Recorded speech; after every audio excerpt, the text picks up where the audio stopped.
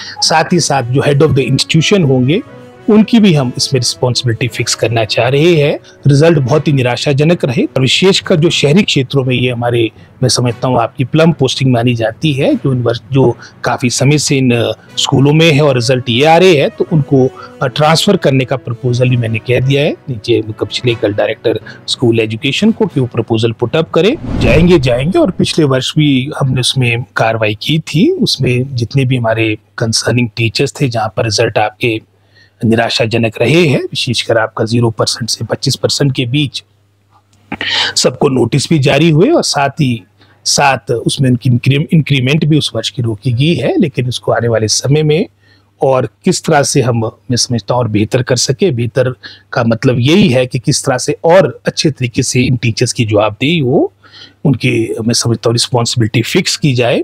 इस सोच के साथ पिछले कल हमारी मीटिंग हुई, जो हर महीने हमने विभाग के स्तर पे मीटिंग रखी है, उसमें मुख्यतः हमने इस पर काफ़ी विचार विमर्श किया है। और जैसे मैंने पहले कहा कि अकाउंटेबिलिटी फिक्स हो, और उसमें एक ये तो रहेगा जो वर्तमान में हम करते आए और ये हुआ भी शायद पिछले वर्ष फर्स्ट टाइम है।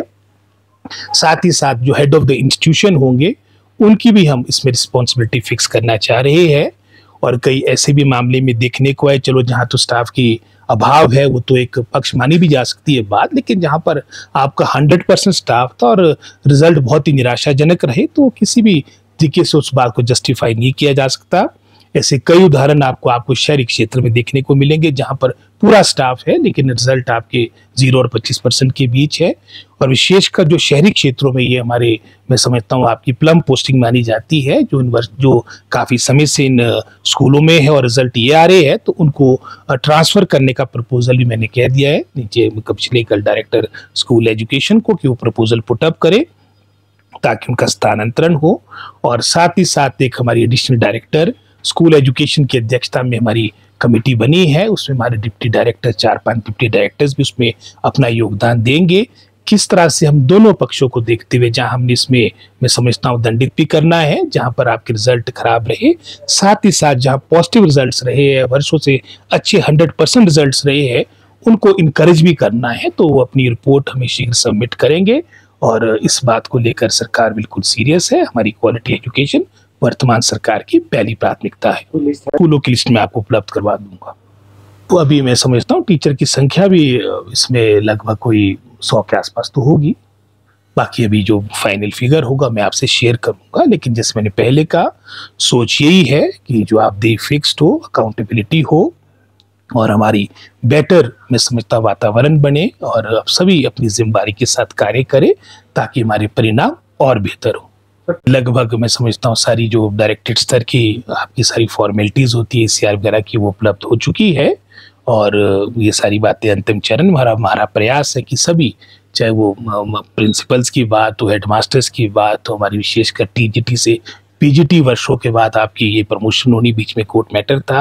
हमारा पूरा प्रयास है कि आगामी 2 महीने में ये सभी आपकी प्रमोशंस हो जाए और दूसरे चरण में हमारे जैसे JBT से TGT बनने हैं, दूसरे चरण में हम इसको प्रारंभ करेंगे जहां पर मैं समझता हूँ पिछले वर्ष भी प्रमोशन हुई, लेकिन कुछ कैटेगरीज है जहां वर्षों से प्रमोशन नहीं हुई है।